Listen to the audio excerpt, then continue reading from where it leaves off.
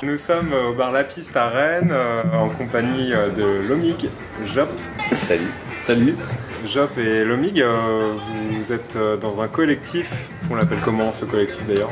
Ben, c'est le collectif de La Vilaine, quoi. Ok. Vilaine Association. La Vilaine Association. Donc voilà, on vient de créer une bande dessinée, enfin une revue de bande dessinée sur Rennes, qui s'appelle donc La Vilaine. Ok. En référence au fleuve, au fameux fleuve. Ouais. Rivière, ouais. Effectivement.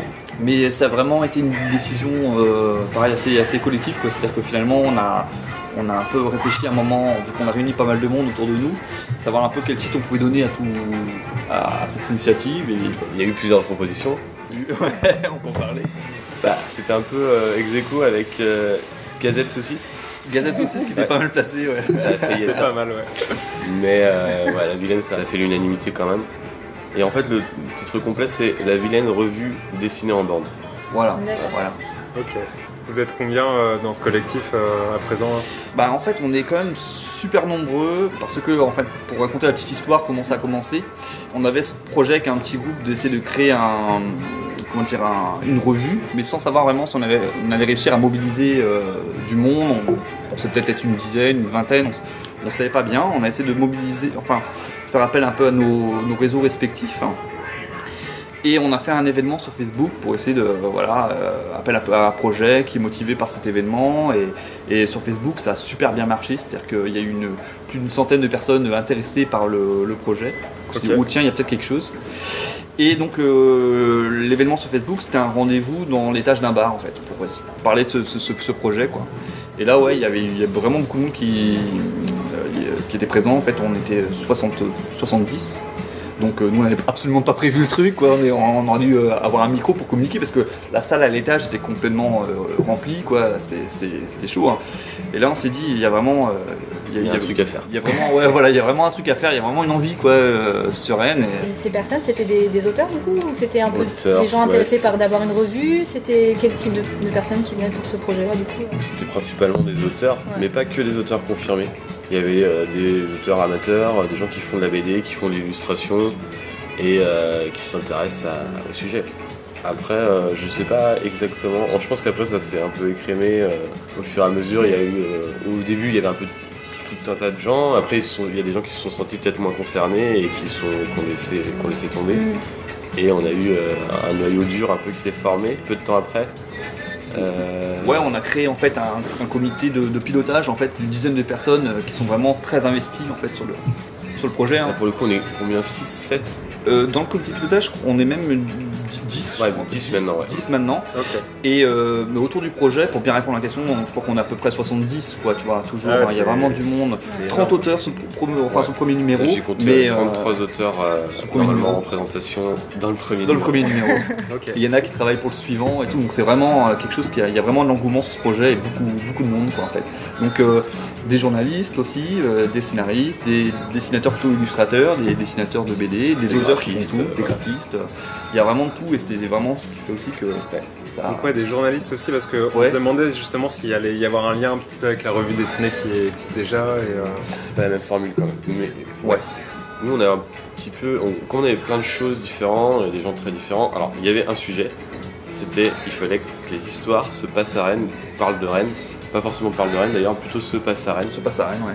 Et ça permettait de créer quelque chose d'un peu près homogène, parce qu'après, une variation de style, c'était infini, mais on avait un sujet commun.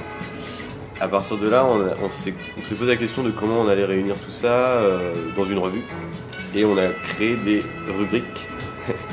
Donc il y a une rubrique qui ouvre la revue, qui est un gros morceau quand même, parce que je crois que ça fait à peu près 50 pages, où on a essayé de construire des histoires avec un panel de personnages que chacun a inventé, et en fin de compte, c'est des récits croisés. Donc une espèce de puzzle. Plein d'auteurs qui utilisent un panel de personnages et donc des personnages qui se retrouvent à un moment secondaire ou principaux selon les histoires.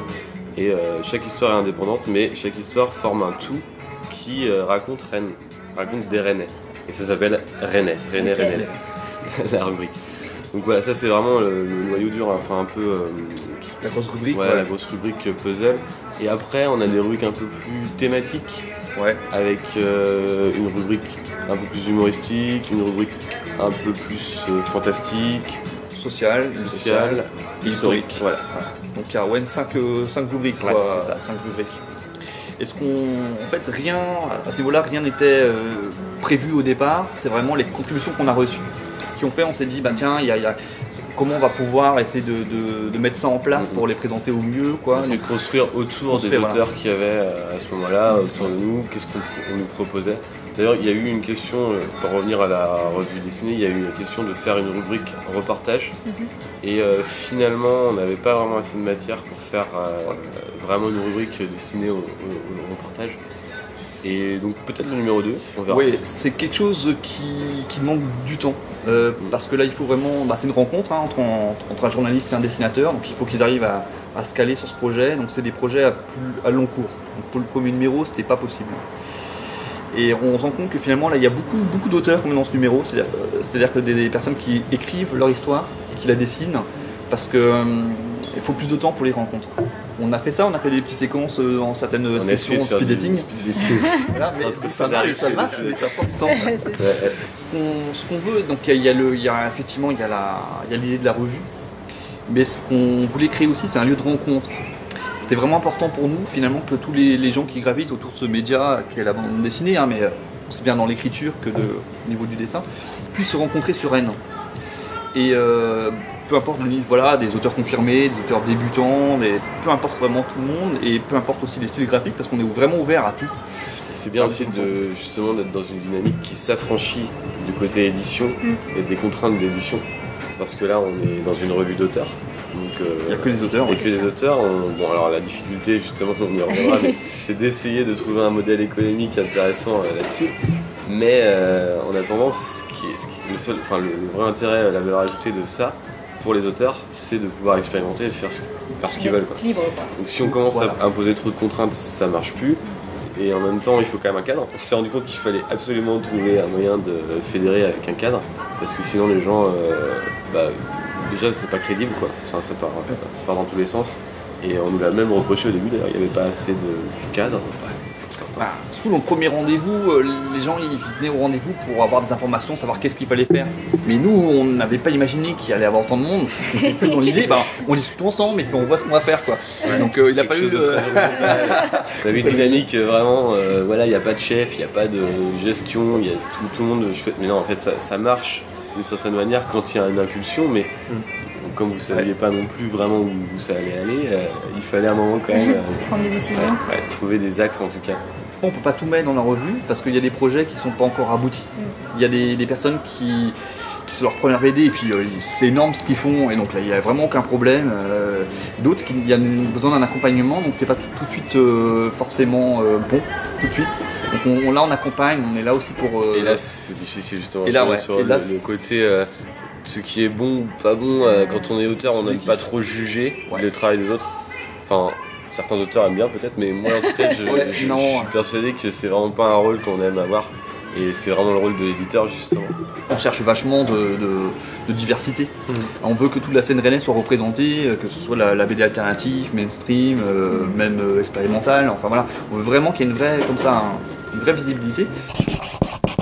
Et juste pour resituer un peu du coup le tout début du projet, ça remonte à combien de temps? Presque plus d'un an. Ouh là là, ouais, le lancement c'était donc en début 2017. C'était fin 2017. Mais avant on avait déjà, avec plusieurs personnes on échangeait, on a des projets un petit peu similaires. Il y avait une idée comme ça dans un peu une direction dans l'auto-édition, dans la création en fait d'un magazine où on n'est que des auteurs, pardon. Et il y a plusieurs projets parallèles qui ont fini par se réunir comme ça. Et puis voilà, il a fallu.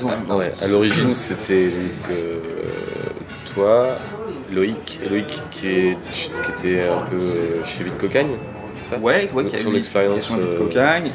Il y avait Maryse Berthelot, il y avait on faisait un fanzine en fait à la base il y a quelques années ensemble tous les trois. Cocagne c'est le fanzine du coup? Ouais, en fait le fanzine c'était soudain. Avis de Cocagne, qui est devenue depuis une maison d'édition. Hein. Ouais, Voilà, on faisait aussi un autre fanzine qui était super sympa aussi, plus amateur, qui est Baniway.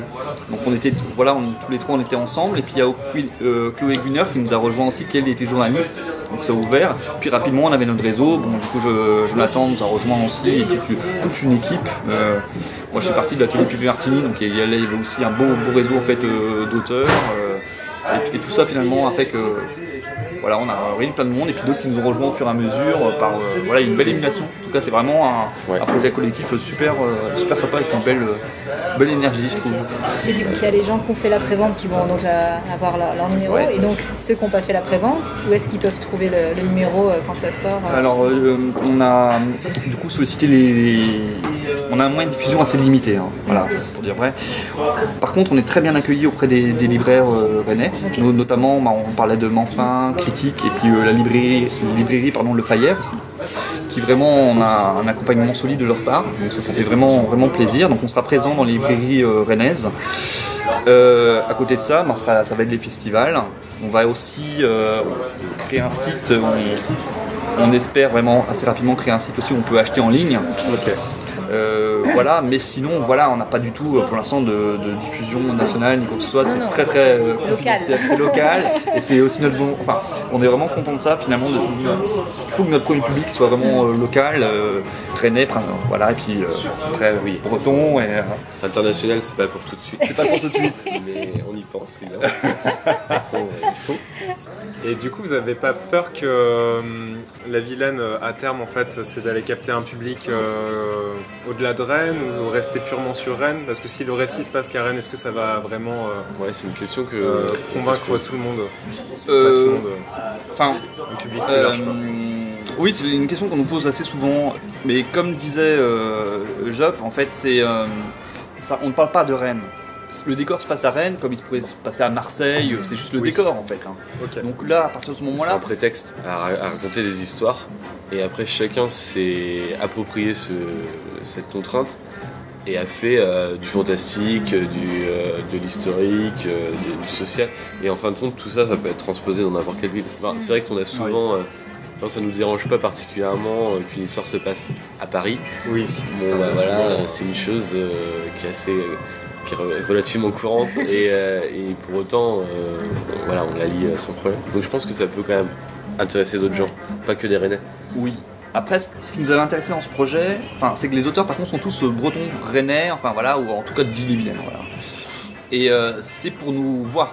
C'est vraiment ça qui est intéressant, c'est qu'il y a l'interaction entre nous, on n'est pas juste sur un forum, un communiqué, on se voit, comme on disait, on boit des coups ensemble, on échange beaucoup ensemble, on se connaît, on apprend à se connaître. Donc ça c'est vraiment bien.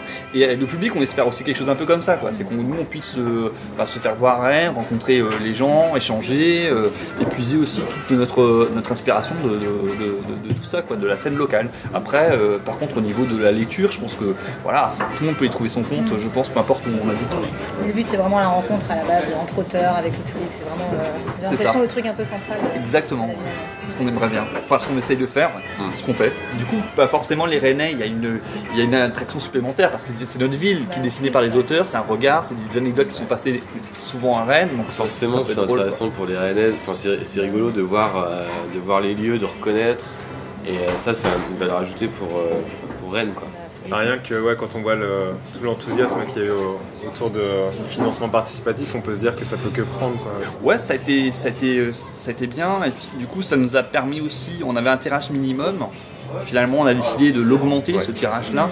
Donc, c'est aussi une prise de risque parce que, on sait que Ulule, c'est préacheté, donc ça, c'est vendu. On parlait de certaines librairies qui nous en achètent aussi, donc ça, on sait que c'est vendu aussi. D'accord. Mais il y a toute une partie qu'il va falloir après aussi trouver un autre public pour financer le numéro suivant. Ouais. Donc, les festivals, comme tu dis. Et puis après les librairies, tout ça, essayer on n'est pas les premiers à essayer ce genre de schéma. On est assez conscient, je pense, du fait que c'est compliqué de trouver un modèle économique sur ces projets-là. Maintenant, on essaie de mettre tout de notre côté, le maximum d'atouts. Donc déjà, avoir le soutien des librairies, c'est important. C'est vraiment voilà, c'est le minimum presque, mais voilà, qu'on soit diffusé de cette manière-là. Et après on verra. Hein. Après, s'il y a un numéro 2, voilà, pour le moment on peut pas le dire, c'est compliqué. Mais c'est bien parti en tout cas. Ouais. Ouais, on est assez confiant. Vous avez pour vocation, enfin, en tout cas pour envie que ce soit quelque chose de pérenne. De pérenne, la Vilaine ou... On verra, enfin... Oui, l'idée c'est pas faire un seul numéro. Hein. L'idée, on a réussi à réunir le collectif, donc c'était presque le plus dur en fait. Hein. Là, il y a que tout le monde reste, on sent qu'il y a une belle énergie, il y a des gens qui attendent pour publier dans le numéro 2, qui travaillent dessus d'ailleurs.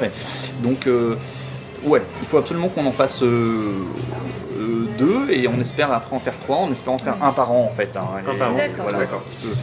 Ce serait l'idéal. Après, effectivement, c'est beaucoup de travail parce que là, toi, Jonathan et Loïc, du coup, ils travaillent sur la maquette, donc c'est aussi beaucoup de travail et tout. Donc tout ça, il faut qu'on arrive à savoir comment on peut le réaliser aussi dans la durée.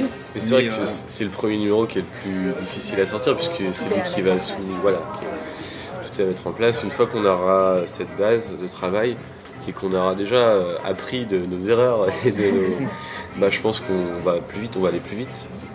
Mais ça se trouve on aura d'autres problématiques aussi, donc voilà, je suis très optimiste comme mec. On propose pas de rémunération pour les auteurs pour l'instant. Moi je pense que pour le numéro 2 il faudrait qu'on essaye d'y repenser. Voilà, pour l'instant c'est une base de volontariat, 0, mais ouais, c'est pas très intéressant de faire perdurer quelque chose comme ça s'il n'y a pas de rémunération du tout pour les auteurs. Il n'y a pas besoin de leur rajouter quelque chose de non payé. Enfin, les auteurs en règle générale il y a une certaine précarité quand même déjà. Donc je pense que ça n'aurait pas d'intérêt si on continue à faire 2, 3, 4 numéros et qu'on continue sur cette base-là. Mais ce qui est beau dans ce numéro-là aussi, c'est malgré quand même ce gros hic, c'est-à-dire qu'il n'y a pas une possibilité de financement, c'est du bénévolat. L'investissement des auteurs, en fait, cette volonté quand même de faire des choses qui est vraiment chouette, ce qui rend cette aventure vachement belle, je trouve. Oui, c'est beau, c'est que les auteurs finalement n'aiment pas particulièrement l'argent, on se rend compte de ça, ils sont pas vénables du tout. Non, pas du tout. Ce qu'ils aiment, c'est travailler sur... boire des coups, voilà. On a compris. Ils aiment aller au bar et discuter. Alors c'est combien de pages la Vilaine, tome 1 160 à peu près. Oui, ça a augmenté par rapport à ce qui était... Moi j'ai lu 120, puis 150. Oui, ça a augmenté. Alors après, il n'y a pas que de la bande dessinée, il y a aussi des petites parenthèses réalisées souvent par des graphistes en fait, hein, des petites illustrations en double page qui permettent aussi d'oxygéner un petit peu le... J'en ai lu un sur le Scooby-Doo là justement. Donc c'est des anecdotes, alors parfois c'est basé sur des anecdotes rennaises, le Scooby-Doo qui est... Même en tant que non-rennais, je ne connais le Scooby-Doo. J'ai déjà entendu parler. Ça c'est sympa, ça fait des respirations. Après on est plusieurs à être graphistes, à aimer aussi ça, l'illustration, le graphisme. Mais on a quand même essayé d'avoir quelque chose de très BD quoi, enfin vraiment, et pas de texte parce que on n'a pas du tout de rédactionnel d'histoire, de nouvelles. On voulait vraiment que de l'image. Après, ça peut être des histoires de 1 page, comme des histoires de 10 pages maximum, quoi. Mais il y a toujours avec une fin. C'est-à-dire que finalement, vous achetez un numéro, vous n'avez pas besoin d'attendre le suivant. C'est pas à suivre. Non, c'est pas à suivre. Il n'y a pas de à suivre. Je me demandais aussi.